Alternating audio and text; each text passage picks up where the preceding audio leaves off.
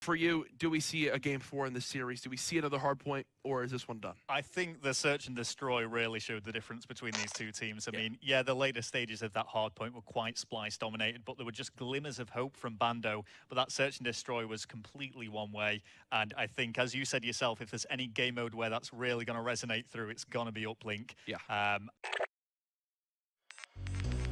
Se acumulan las...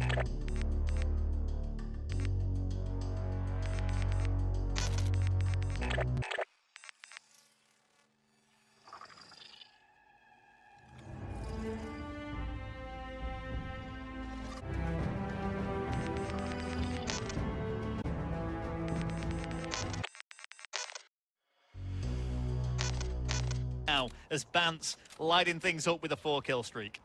And Bance, they're actually going to wind up rotating this one towards this outer cliff area. And you can see Bando not really expecting this one. Already the kills coming in. You've got one player sitting back construction. It's Briggs, who's just nervous for his life as Bance comes out, snaps on him. There's the dunk as well. 4-0.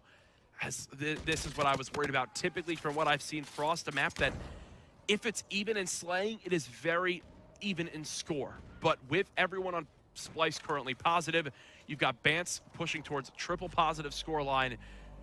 It's all signs towards this one being an absolute slaughter. Again, the drone being pushed up. Will Jerd wait for the help of his teammates? He'll turn back around. Quick beat down, not going to happen this time. Either way, it's a 2-possession lead. Yeah, I don't think he could make up his mind who to go for the melee on. And are we going to see Bando answer back in some way, shape, or form? I mean, 2 carry captures down. It's early days, right? There's still plenty of time left in this to make something of it. And already, you're seeing how the players of Bando are pushing towards unorthodox sides of the map. They're going from cliff. They're just trying to do whatever they can to keep their base clear, and they're not actually getting the setup they want.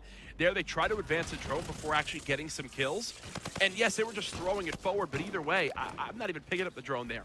I'm getting 4 players, 3 players inside of that sub-bay area, trying to force out some spawns and get some kills before I do anything objective focused. Their Splice do exactly that. There's another dunk coming on in. Already 3 players of Splice, unselfish, getting the drone when they need to, and getting the dunk in when their team has the opportunity. I mean, they're just making this look very, very easy. We've not really seen anything but Bando apart from defense. Whether it'll be the same story when we switch sides, we'll have to see. But for now, still just short of 2 minutes play on this side. Somehow Hesk is on a 6 streak. Does get cut down there. Was close to earning more score streaks for himself. Bob just trying to stall time out for his teammates to come off spawn near middle map. I do believe Splice has spotted him. There it is.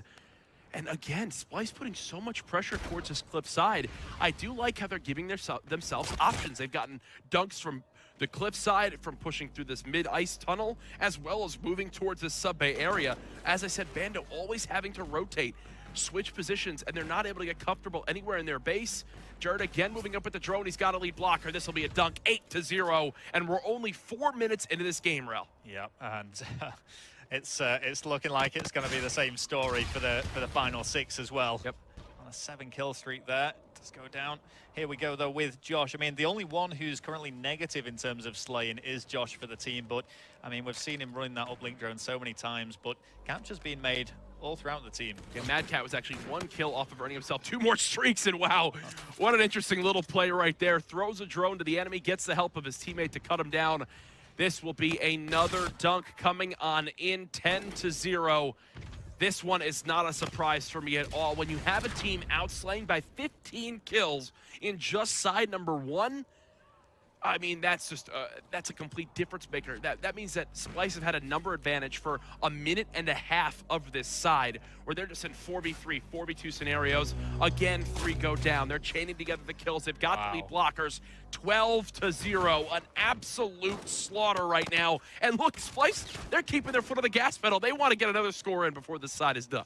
Wow. Well, no mercy rule here for... They've got overdrive. Do they go for it? Looks like no this time around. They're going to keep it. This is only going one way. This can only really be a 3-0 shutout from Splice. And what a message they're sending out as well to the rest of the teams competing here. But look how the series has gone, right? Hardpoint, they start off down for the first full rotation.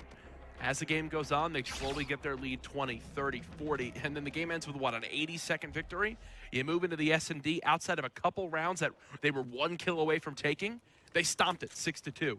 Now you move into uplink 12-0. This team is in their groove. This is exactly the matchup that I think Splice wanted to have to start off this weekend. A team that you expect them to beat. They get their confidence now on land with this new patch, and now they're ready to kick things fully into gear as this weekend develops. All right, well, here we go. Couple of kills being made, and Ooh! That's very nice from Hess. This is where they need to turn up now. Bando having a nice little outing here. We're gonna see Splice on defense. And I want to see how Splice do here, because they watch right there, Bando, they were in that scenario how many times last side where they were getting pushed from 2 different angles. They have to defend their base, and they didn't do it once. Splice always had the lead blockers when the gunfights. There, Bando tried to do what Splice did that last half, and they get stopped on their first attempt. Beautiful setup to have 2 players sit in the back construction area. And again, where do we see this drone move? In towards sub bay, in towards Robo. One time, Rel, did we see Bando do this last side? The answer is no. No. And, you know, you really can see the difference between these teams now. We were saying this before. This is the game mode that it shines through. We're just seeing kill after kill being made by Splice. You said before that Bando were being completely outslayed. Every single one of them negative. Yeah, and this was just, for me, it was just expected. I mean, Briggs, the guys had a tough couple games. What, 1-8 in the search and destroy. Now 7-22, triple negative in the slaying department. When you've got 4 of the arguable best players in Europe on the side of Splice, you expect them to do just this. Side 2, a little bit less of a scoring fest right now. But either way, I'm impressed with what I'm seeing. Not trying to beat a dead horse here, but you expect Splice to take this. This is really now just a waiting game for the 3-0 to come into play. You saw there's a lot of action to come down today. And again, Bando not out of anything yet. I do think they still have a potential to win some games and make some stuff happen in this pool. I just never expected them to beat Splice. Well, this is it. I mean, this is, I guess, the consolation for them, because in terms of the competitors for this pool, we've got Aware Gaming and Fab Games. Yep. So definitely after what we saw in the hard point, some potential there for them to advance, but they are going to need to take both those wins. As time ticking down, 2.5 minutes remaining. 13-0 right now. It's just padding the stats for Splice as they're flying all around. Multiple players with streaks. Really just full momentum they're going into.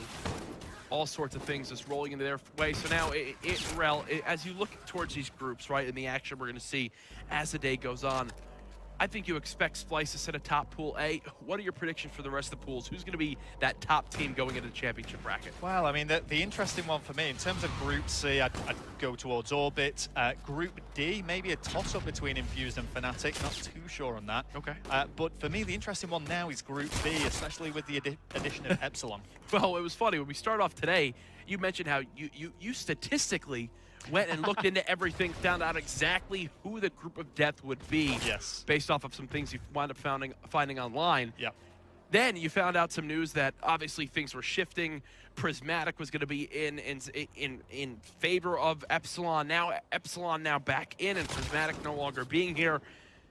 Does this now come back to being your group of death for this weekend? Yeah, Group B are certainly the tough one. I think Intuition are going to have the roughest time against the likes of the Imperial, Elevate, and Epsilon. It really is, for me, in Group B, a toss-up between 2 of those 3. Yeah. I can see Elevate taking it, but Epsilon and Imperial is going to be such an important match. Shane and crew, can they wind up getting into that championship bracket? Always a pleasure to see Shane do well. 16-2.